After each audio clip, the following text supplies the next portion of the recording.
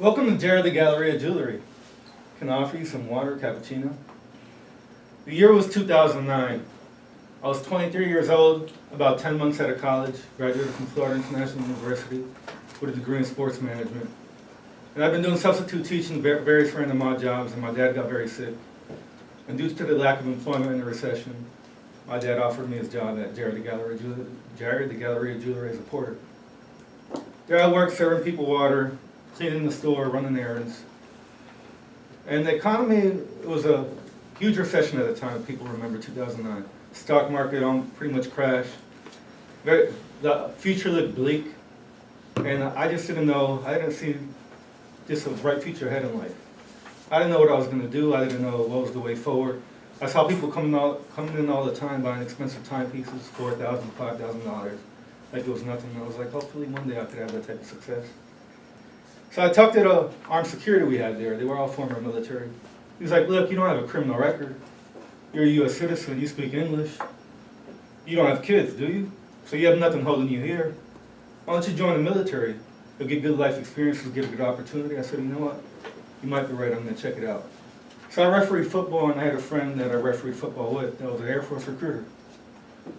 And I was bent on joining the Air Force. But something about the silent service and subs and nuclear propulsion just caught my eye about the Navy. So I said, hold on, wait, before I finally swore in. And I went to the Navy recruiter, showed him my ASVAB scores. And I said, do I qualify for nuclear propulsion? And he looked and he said, yes, you do. And I said, well, that's what I want to do. I want to be a submariner. I swore in July 29, 2009. I thought I was leaving in about 3 months. And then when they give me the papers, they're like, you're not reporting to boot camp Great Lakes till March 24, 2010. I was like, what? I went to the recruiter, I was like, my dad's on my nerves, my mom's driving me nuts, my sister's on, I'm gonna kill my sister. I wanna get out of here, start a new beginning. He's like, don't worry, people always get hurt. We'll get you out of here sooner.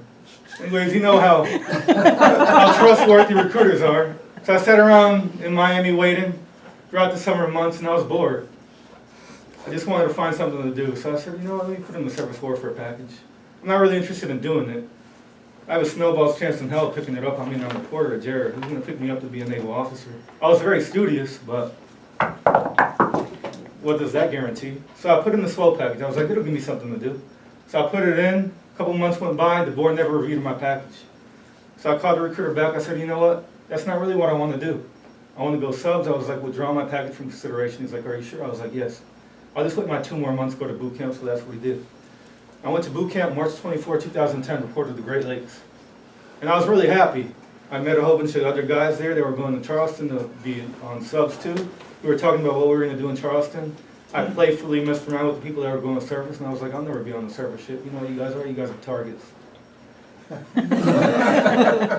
So, speed forward to week 7 of boot camp. It's about 3 days before battle station. I'm in the fire trainer. A top ranking master chief from base comes looking for me in RDC. He's like, see Recruit Martinez, get your SCBA off, get your mask off, and come here and see the master chief. And he's all smiling. I was like, I wonder why he's so happy. And he's like, it's not too often the master chief from base comes searching all over for a senior recruit. He's like, I want to notify you got picked up for OCS. I'm looking at him all strange. And I'm like, what? I was like, I don't even have a package. And I was like, am I a submarine officer? He's like, no, you got picked up for SWO. And he saw in my face that I wasn't too happy. He said, well, are you going to take it? I said, no. I said, my heart's been on going subs, it's been on going nuclear. That's what I want to do.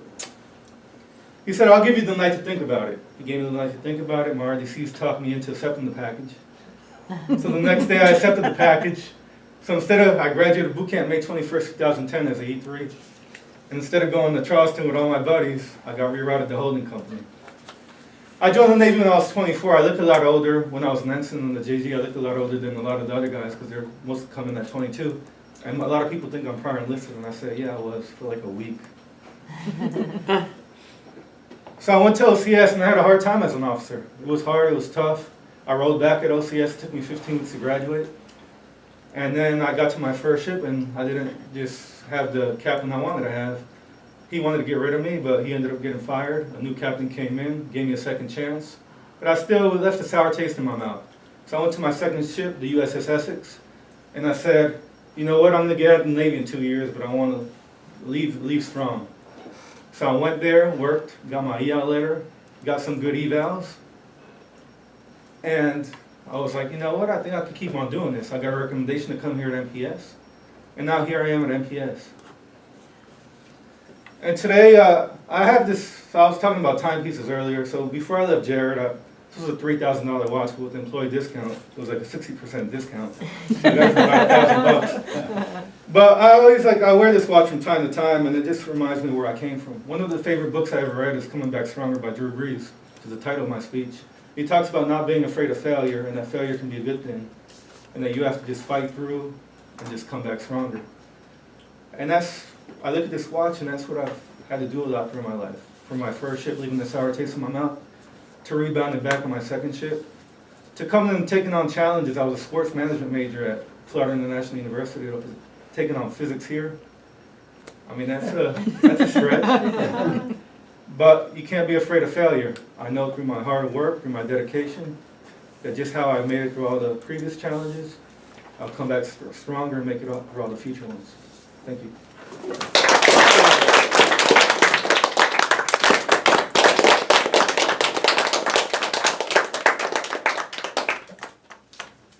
Fellow Toastmasters, Michael, really appreciate the opportunity to evaluate an icebreaker representing the first speech you've given to the club. The icebreaker speech is a speech for a new member to introduce himself to the club and begin speaking before an audience. And I regard it as probably the hardest speech I've had to give because there's so many unknowns about giving your first speech, especially if you're not familiar with speaking at the lectern. Well, Michael came up here, and the first thing he did was he had an interesting open that kind of got everybody's attention, and he proceeded to knock it out of the park, I thought, especially for a first speech. What I really liked about your speech, Michael, was your personality came through in the way you delivered your speech. So we really got a sense not just for where you've been and what you've done, but also who you are kind of as a person, how you feel about your family. We got some of that in there. How you felt about your career and how you ended up where you are. All these things are a very interesting piece of information to give to a club, and I really feel like it was a great example of what you can do in an icebreaker and how you can introduce yourself to the club. I think the crowning moment for you was inspired me, honestly, by using I gotta get out of here. I mean, I don't remember the phrase, but I've given 10 speeches, right? And I'm supposed to be a competent communicator, but I still resist doing things like stepping out of my box. And I don't know if that's out of your box or if that's part of your normal speech repertoire.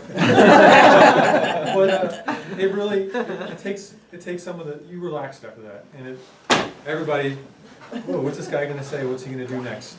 So it really, I think, gave you power in your speaking, and after that I could see you were much calmer for the rest of your speech, and it came out even more effortlessly than what it appeared to be coming at the first part. The manual asked some questions like, how well did we get to know you? We got to know you very well. Did you talk clearly and audibly? Yeah. You have a great speaking tone. It was smooth throughout, and you used voice inflection, which is something that you'll get to later on, but you already have good uses of those characteristics for speaking. One of the things I will say is when you're speaking to an audience like this where it's a mixed crowd, especially about Navy stuff, we like to talk in acronyms. So EOW, ASVAB, these kind of things people might not understand. You might need to give a little clarification to somebody who's not quite familiar with the Navy world with acronyms and jargon that we like to use.